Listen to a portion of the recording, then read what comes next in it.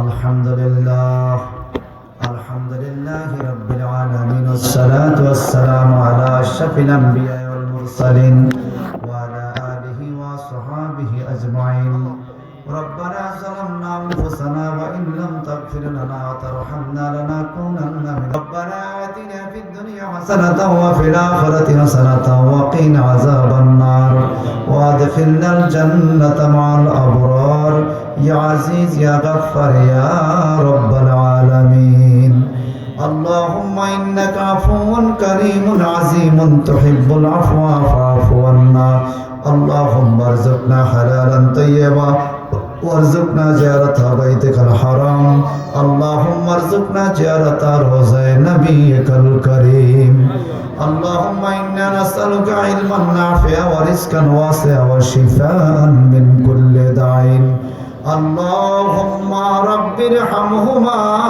كما ربياني صغيرا أي الله আদাবান আল্লাহ। এই রাত্র 12:30 বাজে কোনো মানুষ যদি, কোনো ফকির যদি কোনো গৃহস্থের বাড়িতে যায়, ভিক্ষা চাইলে বাড়িওয়ালা মেজাজ গরম করে ধমক দিয়ে বলবে, তো রাত্রে আইসিস দিনে আইতে পারস না, রাত্রে আমার ঘুম ভাঙলি কেন?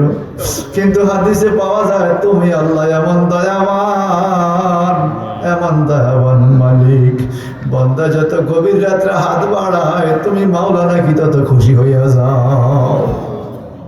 আয় আল্লাহ, এই দিগলদি গুলমান প্রধানিয়া বাড়ির মসজিদের মাঠে আজকে বিবেক দিয়া, বুদ্ধি দিয়া, শ্রম দিয়া ৬ষ্ঠতম মাহফিলে নগদে বাকিতে যারা খেদমত আঞ্জাম দিয়েছে, দেশ থেকে বিদেশ থেকে, গ্রাম থেকে শহর থেকে, মুরব্বিয়ানে কেরাম, যুবক ভাইরা, এলাকার নরনারী যে যেভাবে সহযোগিতা করছে প্রত্যেকের পক্ষ থেকে কবুল করে নাও। হাদিয়াটিকে লক্ষ কোটি গুণে বাড়াইয়া দয়াল নবীর রওজা পাক সোনার মদিনায় পৌঁছে দাও।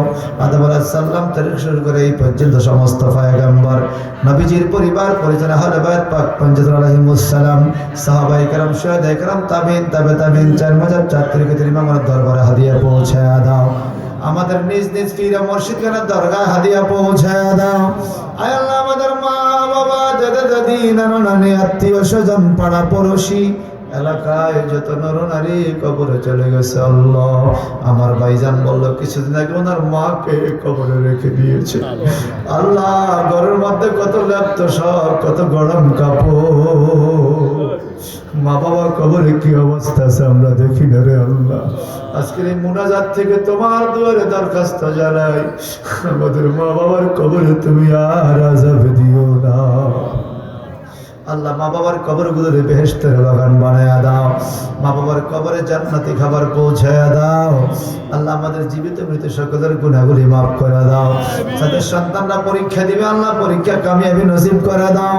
যাদের ছেলে মেয়েরা দেশে বিদেশে চাকরি বাকরি করে আল্লাহ, সবাইকে শান্তিতে রাখো। মহিলা প্যান্ডেলে আমার মা বোনরা হাত বাড়াইছে রে আল্লাহ। মা বোনদের কত ধৈর্য, ঘরের কত কাজ ওনারা করে রে আল্লাহ।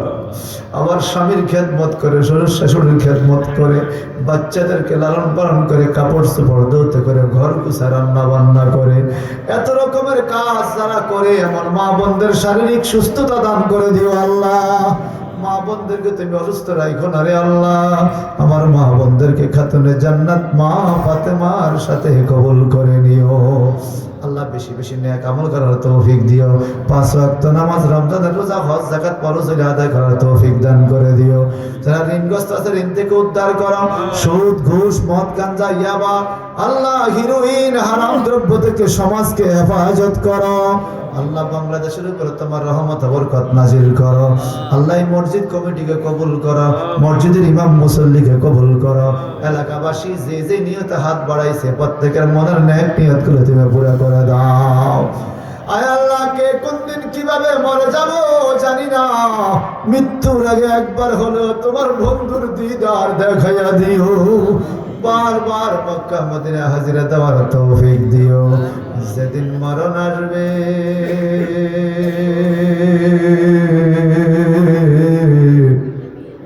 আপন আপন সবাই পর হইয়া যাবে, ঘরের থেকে চিরদিনের মতো বাহির করে দিবে আল্লাহ। সাদা কাপড় পরাইয়া নাকে মারিবে, ওই অন্ধকার কবরে আপন বলতে কেউ থাকবে না রে আল্লাহ। মেহেরবানি করে পরকালের আপন দুনিয়ার আপন নূর নবীজিরে হাজির করে দিও আল্লাহ। মরণ কালে নবীজির দিদার দেখায়ো, আর রূহ বাইর হওয়ার বেলা জ্ঞান হোশ ঠিক রাখিও। আমাদের প্রত্যেকের জবানে জারি করে দিও না